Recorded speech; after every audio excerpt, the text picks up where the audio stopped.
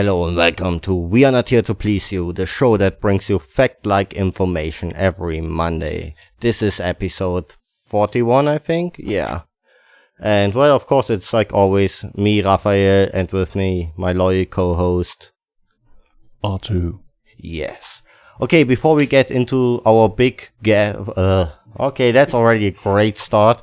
Before we get into the interview with our special guest, what is maybe known for some of them old moving picture things. We gonna first some housekeeping has to be done. We actually locked now finally down the date for our, live show. And it's Live failure, you mean? Yeah, most likely. Well, it's gonna be on the 30th of September at 8 p.m. at Aussie Bar in Tampere. There you can see us live and, see us fail, I guess. Yeah. Most likely. Yeah. It's gonna be horrible. Somebody almost gives it away. Silence. One more moment, silence.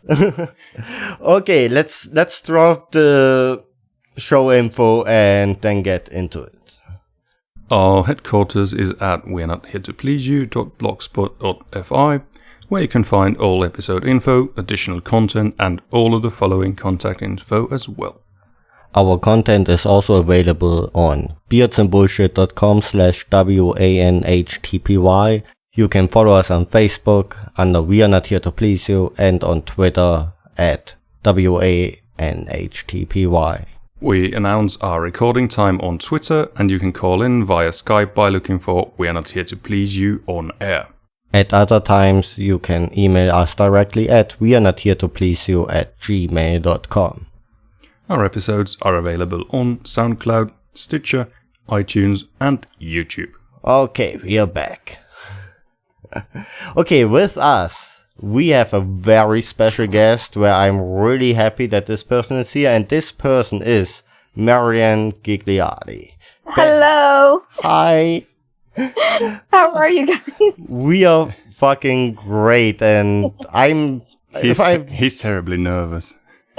Yes, I am. Don't be nervous. I'm just like any other person. I was just in a movie that everybody loves. Yes, that's the damn reason. Like, for people that maybe don't know you, what I actually doubt, I mean, well, you're maybe best known for the role of Veronica in the 1994 film Clerks. I mean, one of the best indie movies, for my opinion, and definitely one of the highest acclaimed ones. Oh, thank you. I mean, like, that's why I'm fucking damn nervous, because I have no idea how many times I've seen that movie over the years. It's kind of like, it was also one of the first Blu-rays I bought, actually the first. Just to get all the bonus features, and we really want to thank you that you are on our show. I still don't believe that this happened. I know I'm always open to do interviews, and especially, I mean, out in somewhere, that's a little foreign to me, as far as, in our head, or in my head anyway. When I start to hear from fans from different countries, it's humbling. Yeah, I bet, because it's kind of like, feels kind of, well, I guess it goes further as this tiny place. It apparently goes all over the globe, people that are interested. Yeah. Oh, I'm just still humbled. I'm still bubbling on somehow. Thank you. Well, we thank you, because, like, basically, I mean, I just shot you a message, just not even expecting that anything comes back. But right away, it was like the sweetest answer. Like, sure, why not? When? Like, okay, it was more like, okay, let's talk in a week, because we were just about to go out for a couple of days on a con. And I was like, holy shit, I think that might actually happen. One thing that I really do try to do is, like with the Facebook and Twitter, I like interacting with the fans. Now, I can't always do that right off the bat really quickly or anything like that. Sometimes it's a couple days before I get back to messages or anything, but, I like I said, I'm just a regular person. I I mean, I myself will get intimidated with some people, but in the business, but I try not to let that hinder me in any way, because we're all the same people, really. We just all do something different in life, and some of what we do affects people in different ways.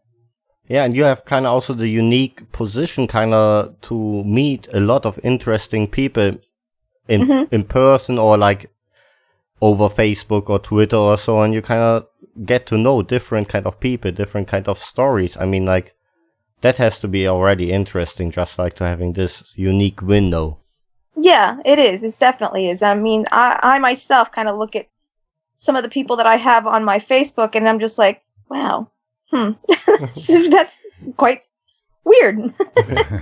Yeah, some weirdos from Finland. Well, no, not weird in the weird sense, but weird is like, wow, that's amazing. Yeah.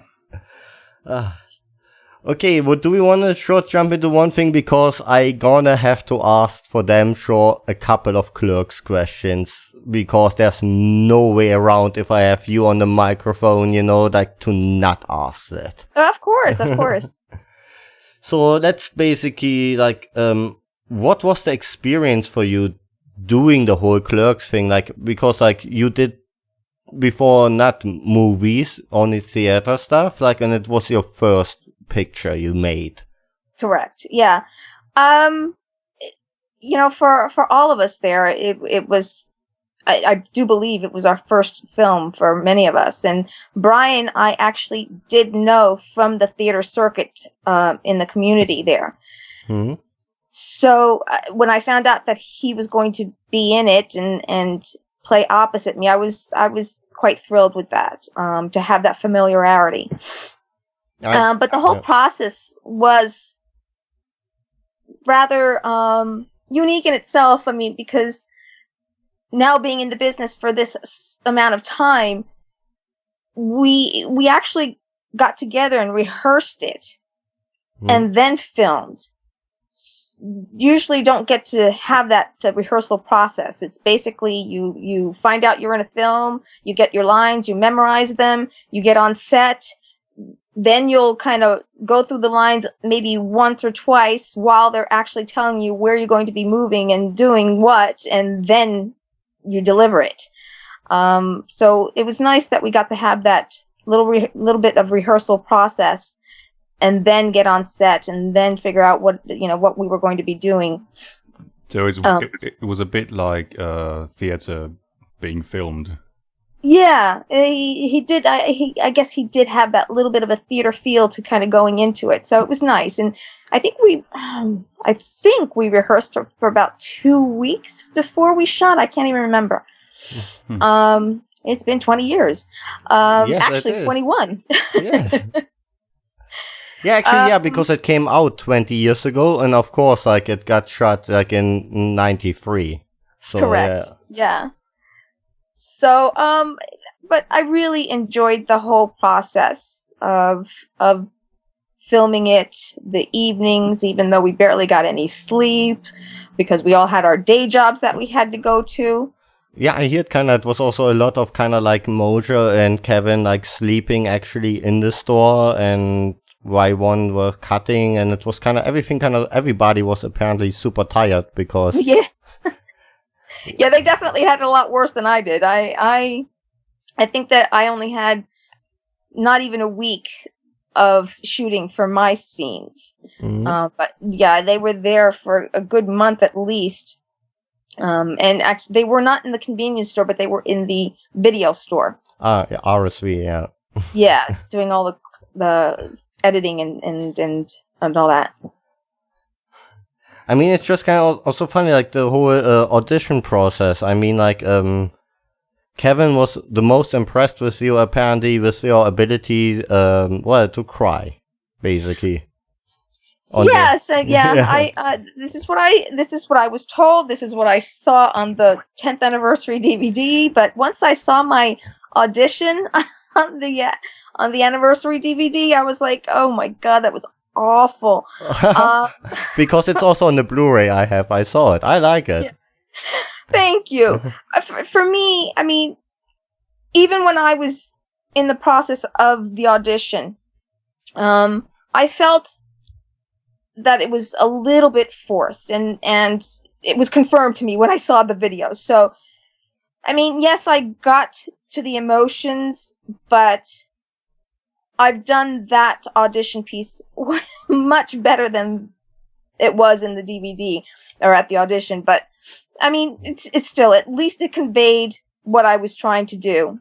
I mean, it clearly Kevin saw something in that, and it proved right in the end. I mean, yeah. I mean, it worked perfectly out in the movie. I mean, why do I say the whole time the same repeated phrase? I don't know. It might be the nervousness still. No, but you could tell then in the end that it was the perfect fit, that I can't actually see another person doing that in that way. I mean, you kind of owned that part. Thank you. And I think in a funny way, because it's like something that you just said kind of triggered a little thing in me, but because the fact that Kevin saw something, and I think it's very funny that, or not funny, haha, but just funny, strange, that the audition piece that I was doing was about a woman who basically is very insecure about herself, but in the film, you're talking about Veronica, who's very strong and very independent and knows what she wants, knows what she needs, and knows what would be best for her boyfriend. So you're talking about two very distinctly different characters, and that he was able to see beyond what I was giving to be able to see the character that I was able to portray. Yeah, and if you can make it also believable to bring a decent lasagna.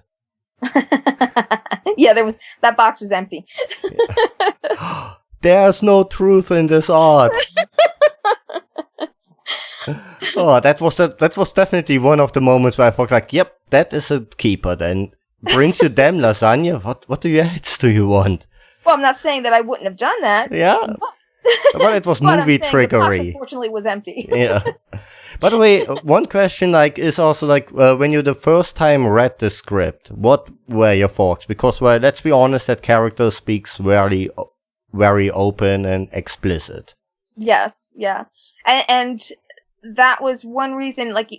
I don't remember how long after I auditioned, Kevin contacted me, and he asked if I were to come to the convenience store so that I can pick up the script, he can talk to me, and so that I can read the script to make sure that I was comfortable with what was on the pages.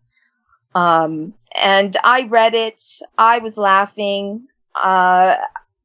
It's not like I was going to be showing people what I was going to be doing. It was just talk. It was just things that happened in her life. Yeah, I mean, it's not, like you said, that it's not like that you actually had to, do the actions what the words spoke. So that's one thing that he very well did, like painting a pictures with the words. It just conveyed something great. But it's kind of hard to sometimes for certain people to maybe say such things because it was very explicit, especially when you think it was 94. Yeah. Nothing like that was before actually done in that kind of dimension. Right. Okay, also what was kind of maybe the biggest troubles while in the production, or maybe you had to fight with, or any problems? No. Everything smooth in that one? I mean, as far as I could remember,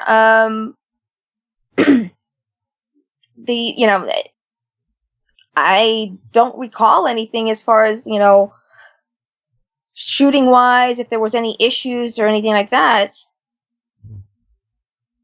Yeah. I don't know. Yeah, how about any highlights? Best moments of the filming? The whole thing. It's hard for me to pick anything out, really. Yeah. Not the fire extinguisher scene? Well, the thing is, I didn't get to shoot it. Right, because you actually see just the foam and then it cuts to you holding the fire extinguisher. Yeah, and from what I understand, trickery. I don't think they actually shot it. I think they used baby powder, and I just found this out. So More trickery. They shot the scene leading into it, And then they came over because holding for us was basically the video store. And they came over and they said, okay, we're ready for you, Marilyn. And so they told me, it's like, all right, you're going to go up on here and you can stand and you're going to hold the fire extinguisher. It's like, okay. So, then comes the shot where it's like, it travels up and they see me holding the fire extinguisher, pointing it at them. But yeah, I mean, I kind of wish it would have been nice to shoot it. I bet. Okay, also, like, what was maybe the most fun thing on the set? Like, or who was the most fun person on the set that was maybe just kind of like basically the class clown? Oh God, we had fun, but as far as, trying to remember anything in that nature, I don't recall. And the thing was, it's like we only had a certain amount of time to be able to get the shots that were needed. And with limited film, he only had 1 or 2 shots, maybe 3 if he had to, but we needed to do things in 1 or 2 takes. Yeah, because it was in the olden days where you actually needed literally film. And yes. I mean, it's not like now, like, the kids like, what film? What is that?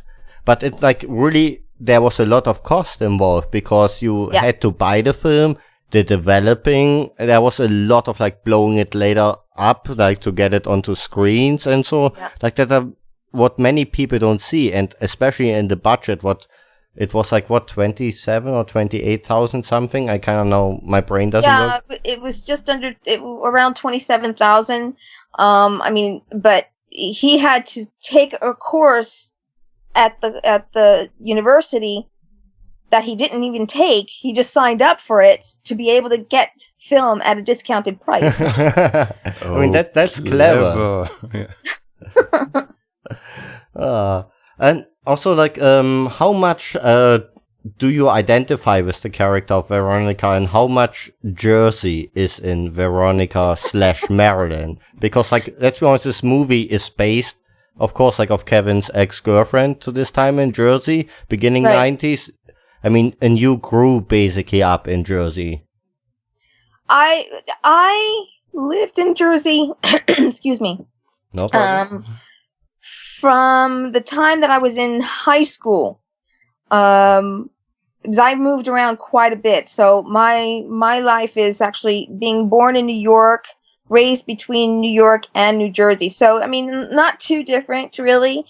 But yeah, there's a lot of Veronica in me in the sense of when I do care about somebody, I do want to see the best for them and do take care of them and like I said, I would have been that girlfriend bringing lasagna to the boyfriend.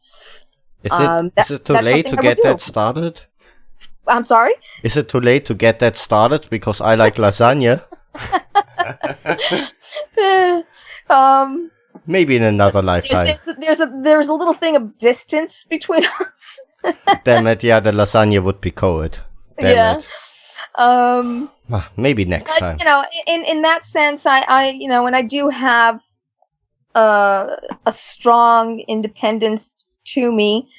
I think that's something that I've kind of grown into because back in the day, people that knew me before I was an actor or before I started acting, they never, ever would have seen me as an actress because I was extremely shy. And also the cursing. A lot of people were a little shocked to hear me cursing. So I guess in your normal life you weren't actually the cursing person. No. By the way, this has to be so far our cleanest language episode. Oh yeah, definitely. You're on your best behavior there? Oh yes. Absolutely. Normally, let's ruin it now. Because normally I would say abso-fucking-lutely, but... Oh, that's all right. Yeah, but let's ruin this cleanliness right now. Are you by now completely sick of people asking you or talking about the 37 dicks? It doesn't bother me as long as they don't cross the line. What is crossing the line? Oh, come on! As a guy, maybe that's the thing. It's like most guys don't realize that they are crossing the line. But in joking manner, it's fine. But when you start to get a little bit too personal about it, it's not fine. Yeah. So as long as it's joking. Yeah, it's all in fun. But I'd imagine that you've heard about this quite a lot. A lot. Yeah. Well, I mean, that was... You know what, sometimes when I'll post something on Facebook or Twitter and you know the lines are going to be coming, it's like, yeah. It's like you're not being original anymore. Yes. It's like, it's sometimes it just kind of loses its funny. Yeah, I'm sure. I mean, it has to come in the right context. And it's like, and many people just kind of easily blur the line. It's kind of Yeah. It's like, well, I had a couple of times where I wanted to write something tiny amusing back to one of your posts and not even anything related to that. And I was just stopping kind of mid-forked and being like, nah, I bet she has heard something like that at some point for damn sure. I'm not gonna bother her now and, bore her. It's at this point, I don't know that there's anything original anymore. Yeah, I mean, like, and if there's something, you're gonna know it because, well, it's gonna for damn sure stand out. Yes. But you mentioned that you were shy. How did you get into acting then? In the very beginning? Well, the thing is, it's like before I started acting, I'm also a hair and makeup artist. Yeah. And so once I graduated from high school, actually, I went into the workforce, got married, had my daughter. I didn't want to go back to the workforce as far as office 9 to 5. And I pursued a career in hair and makeup as a cosmetologist. And I had thought about doing it when I was in high school. Mm-hmm. And so as I started dealing with having clients and different people every day, that kind of brought me out of my shell a bit, because as a child, I had always had an interest in dance performing and things like that, but I was never given the opportunity to even go to classes or anything. So the interest was always there. My mind was a creative mind. And so once I started working in a salon and interacting with many different types and classes of people, having to talk on a regular basis, kind of brought me out of my shell. And then when I got a divorce, mm-hmm. I started looking for something in my life, and I found my way into acting. And that was community college, what you then started, correct? Not community college, no. I started taking classes by this gentleman named John Ide. He studied at the Actors Studio in New York, and he brought the teachings of the Actors Studio to New Jersey. And I studied with him for a couple of years before I felt comfortable to go out there in the community theater circuit and start auditioning. So it was a process. Mm-hmm. Yeah. What? No, we just looked at each other kind of like, okay, what's the next question? Who's next?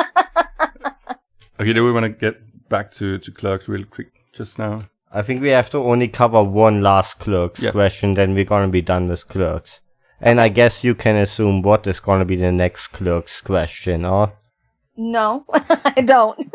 Well, Clerks 3? Oh.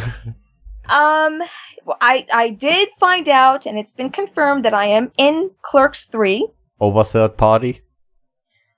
What was that?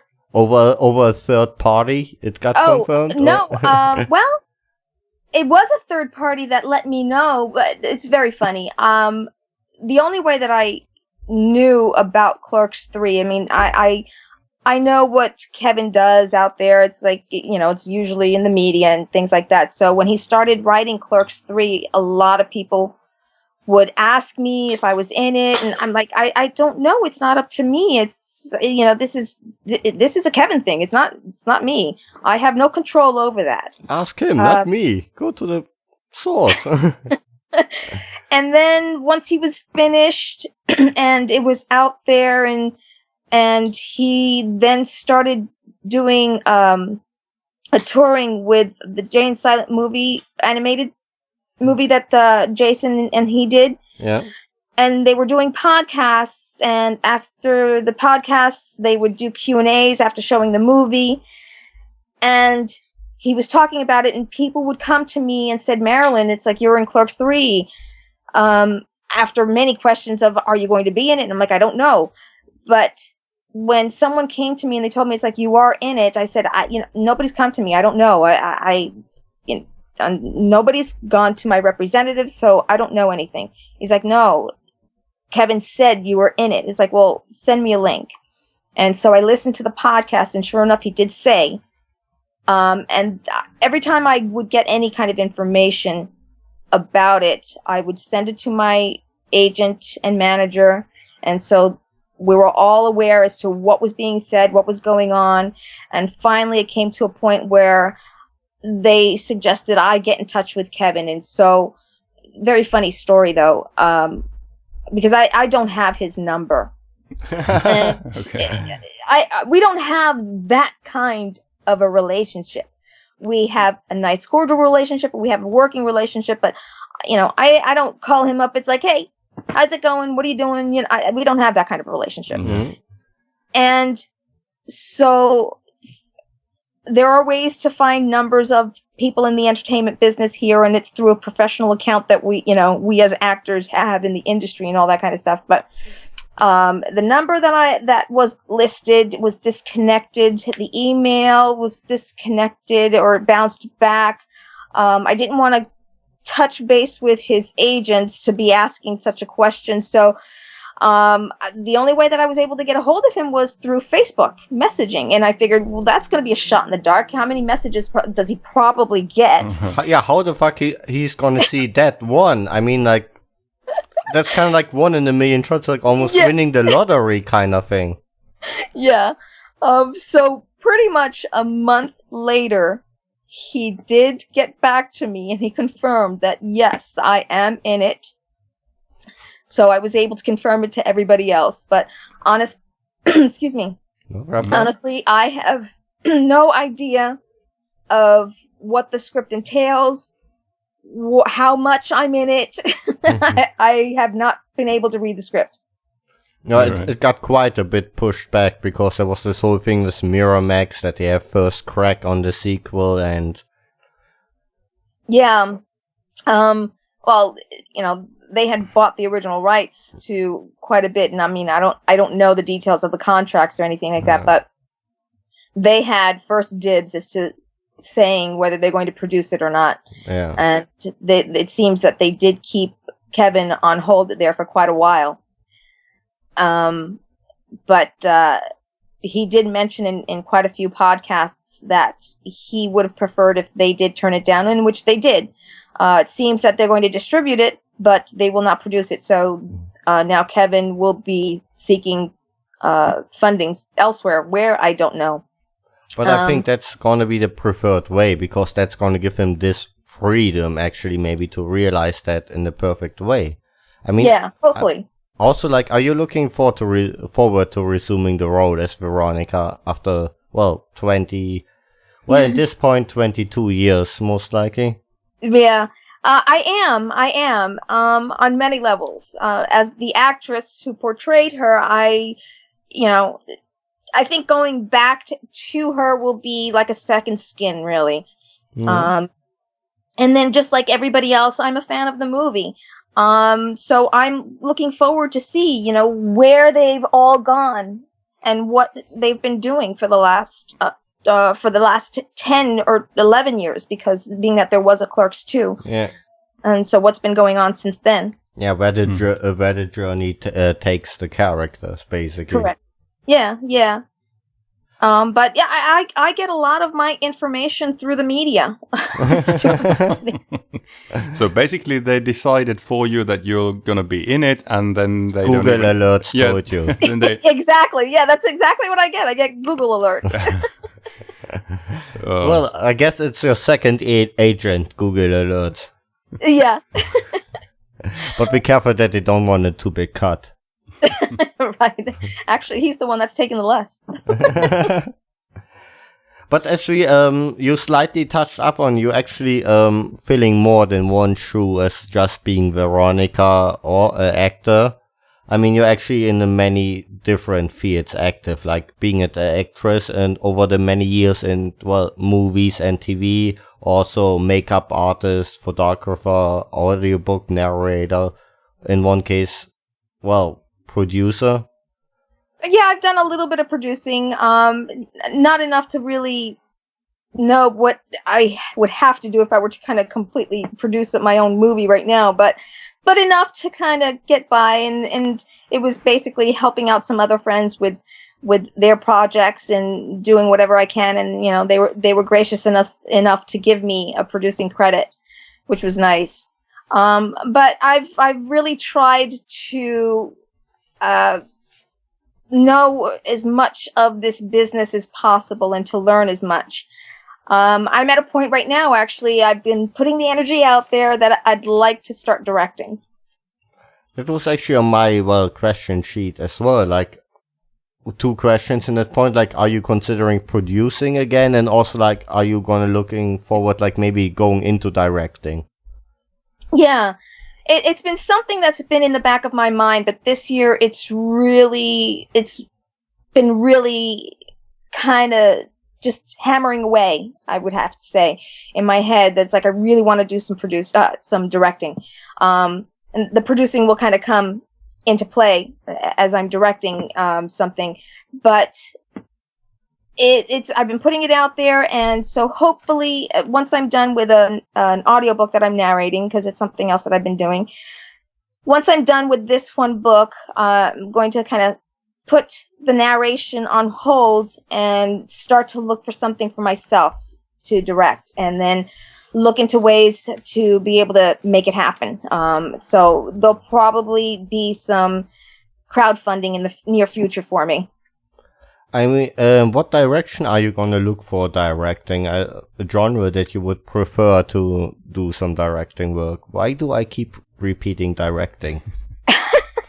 It's quite all right. I don't know exactly the genre. I just know that it's going to have to be a piece that I really feel strongly about. It's going to really have to capture me. What otherwise is the point of doing it, let's be honest. Otherwise it's going through the motions. If you want to make it your first piece and you want to do this kind of project, you kind of have to feel strongly about it. It has to mean something to you. Because in the end, like, it's the same with our podcast. We only invite people that we care about. Mm-hmm. And that is gonna in the end translate in the questions or how the interview is gonna be taken, that the audience can hear it. And it's gonna be the same if you gonna direct something. If you don't give a fuck about it, then wait, that one slipped now. Well, abso-fucking-lutely. Yes. Nice. Oh, thank you. But no, you're right. You have to be passionate about it. And so there's been, while I've been talking to people about this, I do have a short film in my head that I thought about quite a while ago, and I thought that would probably be what I would do, because it's pretty easy to do. 2 characters. Budget-wise, I don't think it would be too much. Anything you could tease about it? Well, no. I assumed you, but hey, you can't blame me for trying. Yeah. The thing is, though, a lot of people say it's like, short films is not where to go with it. Some people liked the ending that I gave because it was very ambiguous. Mm-hmm. And some people didn't like it because it was ambiguous. And I'm like, well, it's like, don't most short films kind of leave you hanging anyway and leave you to your imagination? Some people like it, some people don't. But I'm not quite sure if I'm going to stay on the track of the short film or if I should do a feature-length film as far as directing. I thought, well, it's like, let me do the short film. It'll kind of show people what I can do versus just taking on a feature film. Yeah. And also, you never know if, while you're in the process of maybe properly preparing that short movie, maybe there comes inspiration that maybe turns into a feature length. Well, a friend of mine whom is a writer, director, filmmaker, whom I've been in 2 of his films, I actually told him the premise of my short, and he was like, "Oh, I see a feature length in that. You should write a feature length." And I'm like, "I don't have it in me. I just don't have the feature in my head. All I have is this small little section." And he would actually start giving me ideas. And I'm like, I don't see that, because I feel that if you're going to write something, you have to let it be inspired, the rest of it. And it's like, you can't be told, oh, maybe you should do it this way, because then it's not yours anymore. It's not being inspired. It's just kind of being put together and slapped together. And I just feel it loses something in that translation. And again, that brings us back to the previous point, and it's not anymore where you can stand 100% behind. Right. But one sure thing, like, I can't English anymore. Yes, that's fucking amazing. It's like, that's really how you not should build a sentence. Come on, stop it. She's already talking to us. We've been at it for half an hour. It's going fine. Stop sweating. Hey, the fanboy in me is still not shutting up. By the way, Marilyn, you have no idea what he had to deal with the last hour when we did prep. It was just me pacing up and down and like screaming at him for every question he had for me. Okay, but it's all good. It's all good. Yeah, I know. I'm actually way more comfortable now, but here and there it comes, of course, still through. But especially because you have now been like in quite a couple of productions, being at TV and movies. How are you seeing movies or TV shows yourself nowadays, so that you have actually now experienced what is behind it? If I'm understanding the question correctly, like, how do I have time to see anything? No, how really, you see it yourself, like, kind of from that you know how it's done. Yeah, do you watch movies or TV shows differently now that you've seen how they're done? Yeah, well, you know what? From the very beginning, as soon as I started acting, I started seeing movies a little bit differently. And I had to find a balance of being able to enjoy the movie and stop trying to look at the movie and in one perspective of, as a student, so to speak. So I had to find that balance to be able to enjoy it and look at it from an actor's point of view and what they were doing. And then even though at that time I was working in a salon and all that kind of stuff and doing hair and makeup, once I got into the business of doing it on set, I had to retrain my brain again, because then I started looking at films in a different way. I was like, oh my God, they forgot to do this in the continuity. And I had to, like, all right, find that balance again. And then once I started doing photography again, it's like, oh, find that balance again of the shots and the acting. There was just so much to encompass and to balance into how I'm looking at films, but I'm able to find that balance now and enjoy it at the same time of looking at how they shoot it, the makeup, the acting. I'm able to find the moments of a bad movie. It's like, well, maybe I didn't care for it, but the acting and the casting was spot on. Yeah. What? No, like, again, like, we start at each other, who's gonna take the next question kind of thing. We're well prepared and very professional. Actually, you have no idea what a shit long list I prepared for that interview. It's kind of like we I think it was around kind of like, 40, 45 questions long. Yeah, that probably... Well, hey, that's good. Better to have more questions than not enough. Yeah, That's true. I just went totally overboard. I bet most likely we're not going to be able to cover it, but whatever we don't cover today, we're going to have you at some point for sure back, I hope. Sure. Yeah, Okay. I tried telling him that, It's only that time. previously when we've had 5 or 6 questions, it's been like a 40-minute interview already, and now you have 3-4 sheets of them. How long do you think we're gonna have her on? But normally also we kind of actually... Okay, this interview has been the most normal interview we done in that sense that we ask you a lot of kind of the normal questions. Uh-huh. But we actually prefer it mostly to ask maybe questions that I don't get asked that often in normal interviews. Right. Because I think it's kind of interesting, first of all, for both parties, kind of you don't have to say the same thing, you don't have to answer the same thing 5 times in a row. Uh-huh. I've had some interviews where I've actually been surprised with some of the questions. There are still questions out there that I have not heard. Okay. Well, I hold it myself back, so it's going to be most likely not one of us, hopefully. But as example, what was the weirdest thing a fan ever have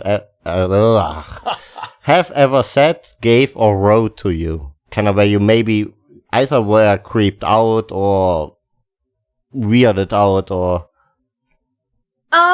Or really moved in a positive way, possibly. Well, that way you take it, okay.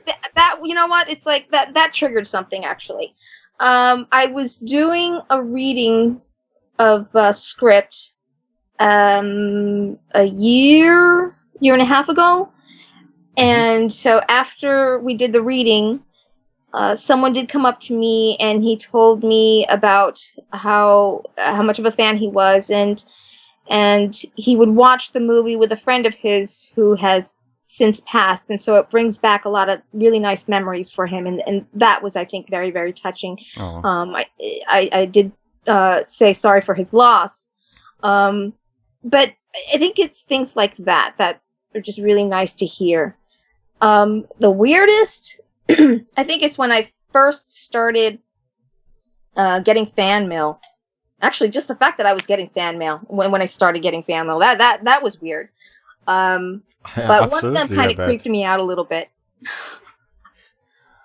I don't remember what it was because it was so long ago, but yeah, I do remember kind of feeling a little uneasy. Well, only because I wrote I want to wear your skin? Come on. Nothing that bad. Well, let's hope it stays that way. Yeah. Okay, also, what was maybe the worst job offer you ever gotten in the business or before? Things where you really thought, are you serious? Why would I do that? Not I'm better than that, but... I'm going to pass on that question because that could only be detrimental to my career. Well, we accept that one, so we counted this ones in that this can happen. There've been a couple. I mean, but yeah, it's to even talk about them a little bit would kind of give a clue as to what they are, and it really wouldn't bode well. Yep. And understandable. Absolutely, but hey, you can't blame us for asking. Oh, hey, that's right. Okay, also worst job you ever had? Of course, outside of the business. Yeah. Worst job. I don't know that they're exactly the worst jobs. It was just the worst situations, and there were a couple of them. And one was recently working in a law office. I was there for quite a few years.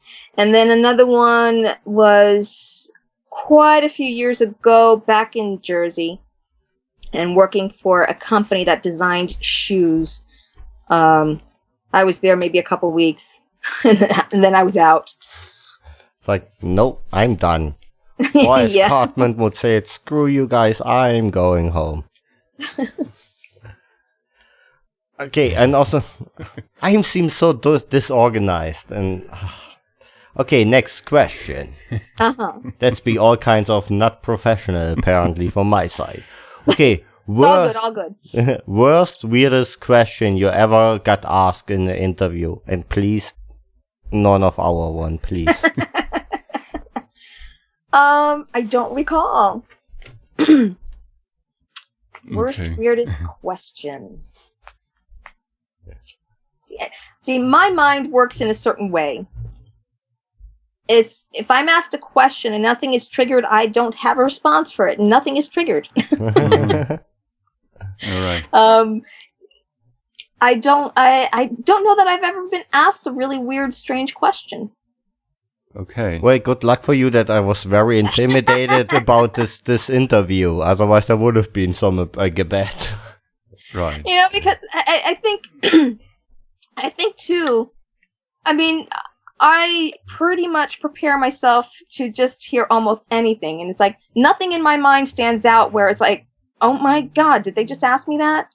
You know, there's nothing in my head to think that way. So, Well, that's a really good trait to have.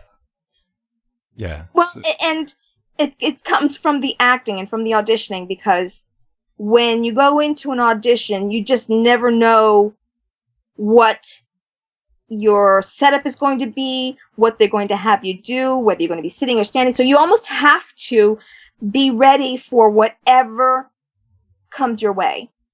Right. Yeah. So, okay, how about this one? Is there a question you ever wanted to be asked in an interview but never were? And before I interrupt you short, but that's amazing. Artu actually got the question in because I talk way too much. And usually when we have an interview guest, like I'm just keeping talking, the interview guest talks, and Artu gets like maybe like 5 sentences in. No, I wouldn't say that there's any question that I wish they would have asked or anything like that. Because I'm here to give you the information that you want and that maybe the people want to ask, and that you ask for them. So there's really nothing to my mind that's like, oh God, I hope they ask this. It's just a matter of sharing.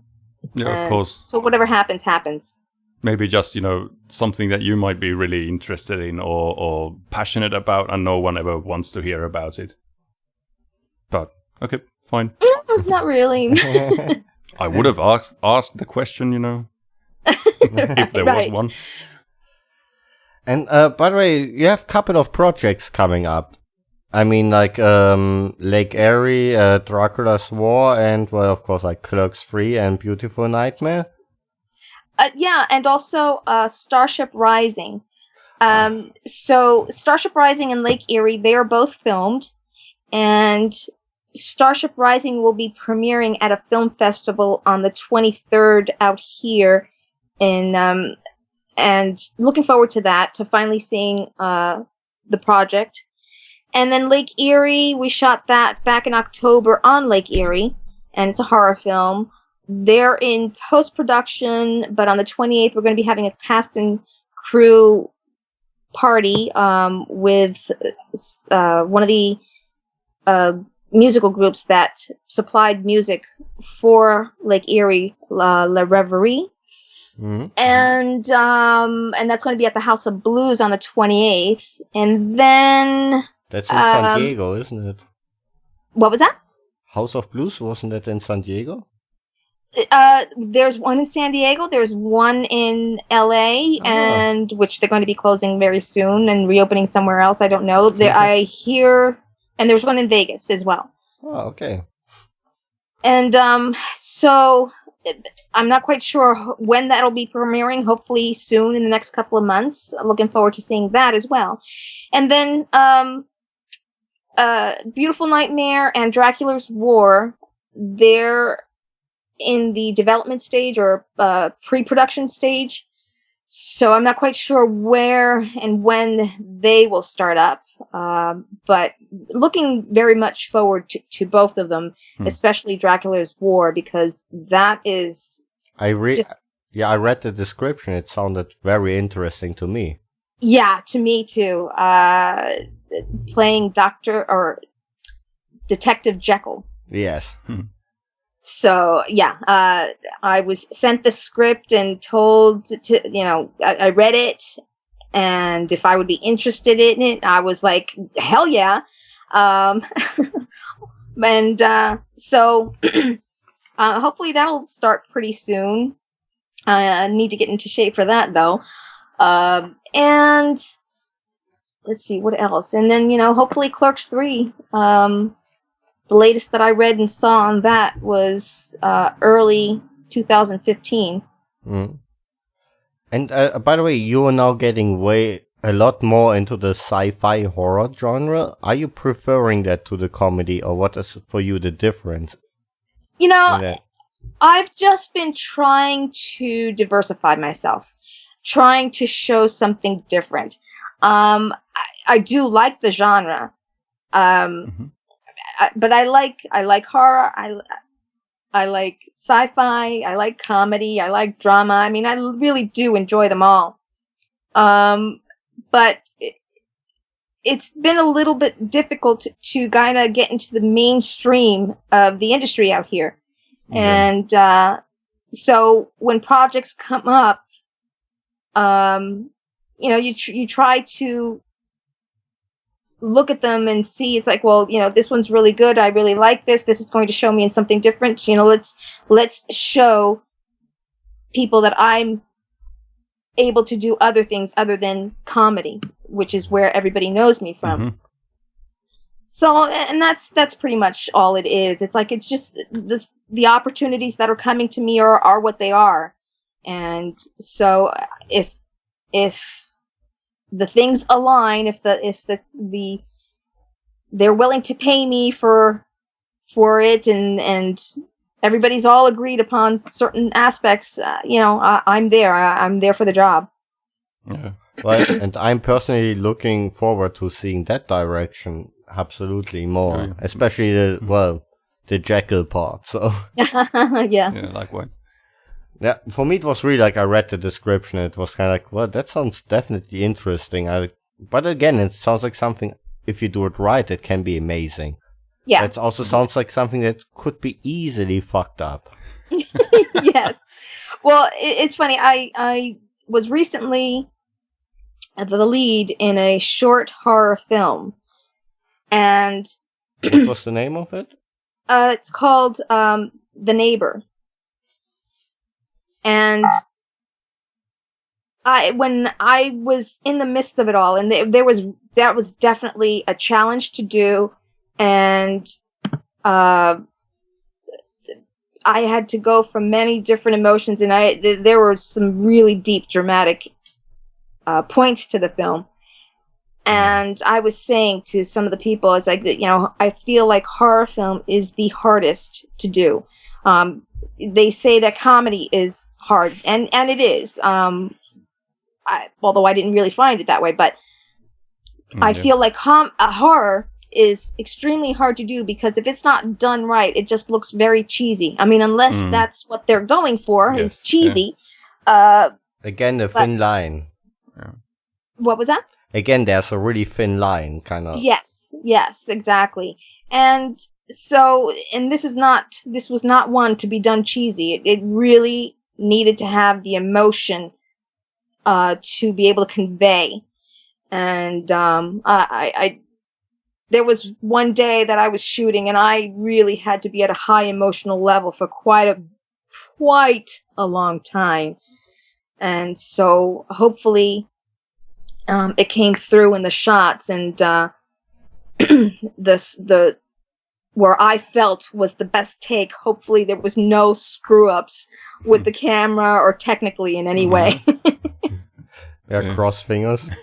yeah, basically. Yeah, well, are there any other, directions that you'd like to take in the future? Something that you're looking forward to or would hope to do? I mean, besides the directing thing, of course. Yeah. Come on, shut up with your directing. Yeah. Yes, there is. And what's coming to my mind is to be able to make a living at it.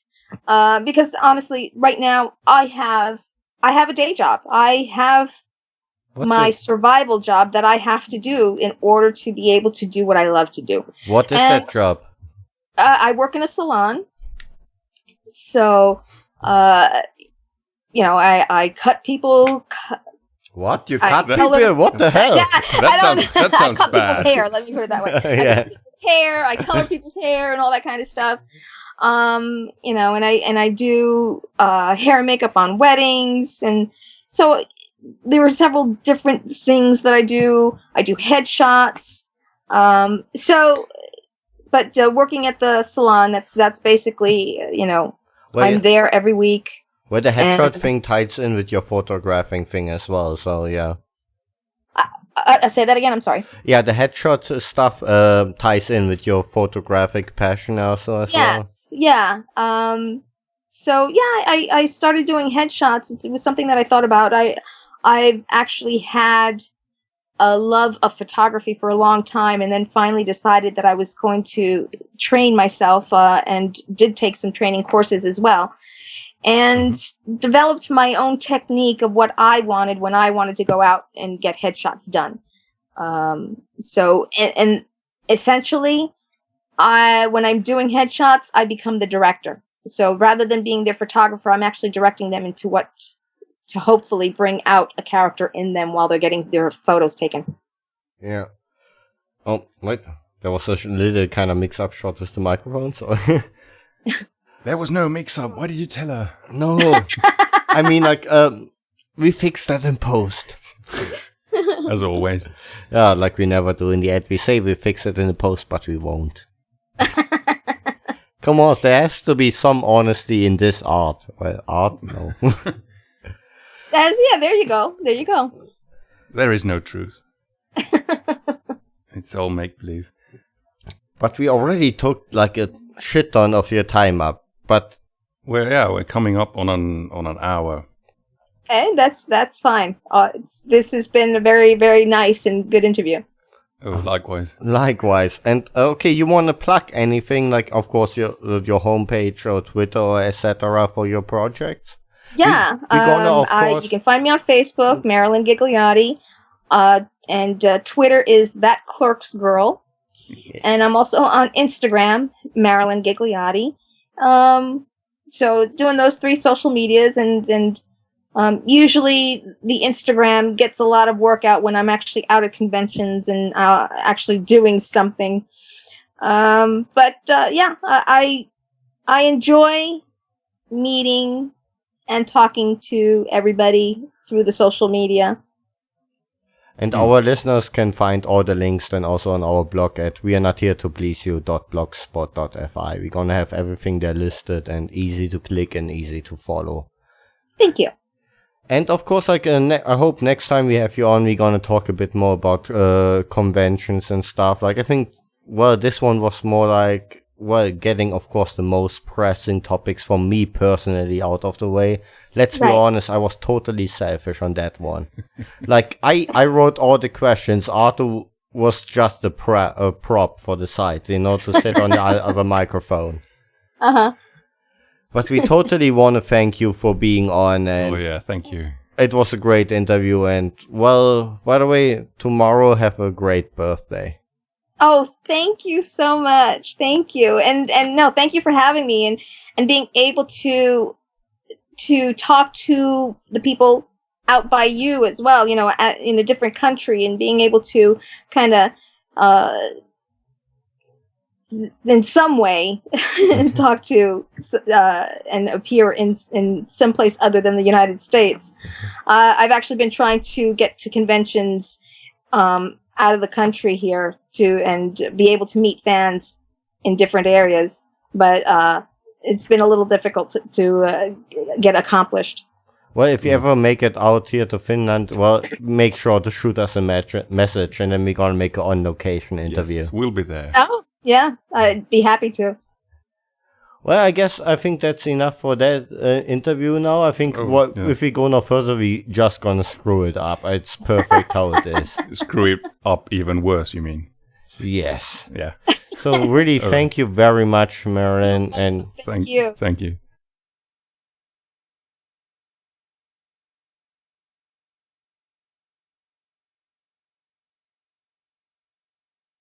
Piggies! I demand more piggies. Okay. Right. So that was one hell of an interview. Well, Definitely. I could die happy. I mean, Oh, wow, yeah. come on, that was, for me, it was a huge thing. Yeah, even though you were just completely horrified. Or Well- maybe happy-fied. Well, let's talk about the happy-fiedness of myself in next week's episode. And now drop maybe... Yeah, the let's just, fade out. end now on a good note. But not without mentioning dark angels and pretty freaks. People that are really sweet, really nice, and super supportive and fun. So now you hear also the bumper of them. Yep. Bye-bye. Bye. Wow, what did about it? Hey, this is Annalise. And Neil C. from the Dark Angels and Pretty Freaks podcast. Proud members of the Musings of a Geek podcast network. Time for you to get ready for some audio awesomeness. Now give me some bassline, Miss Selector.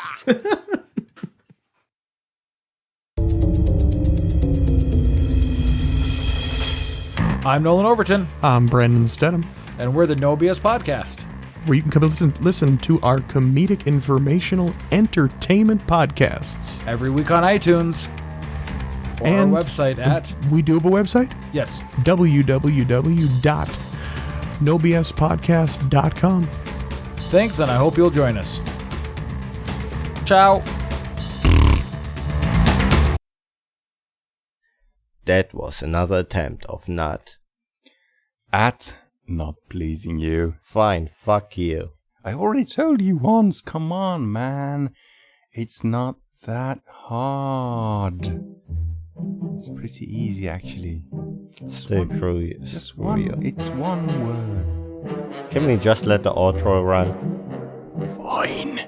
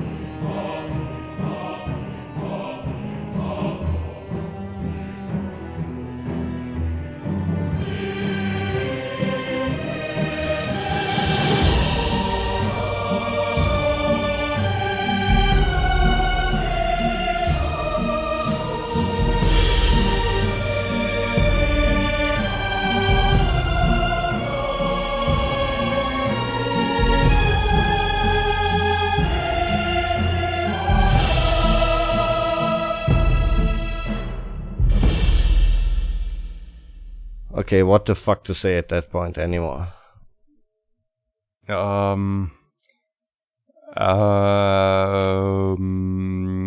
Exactly.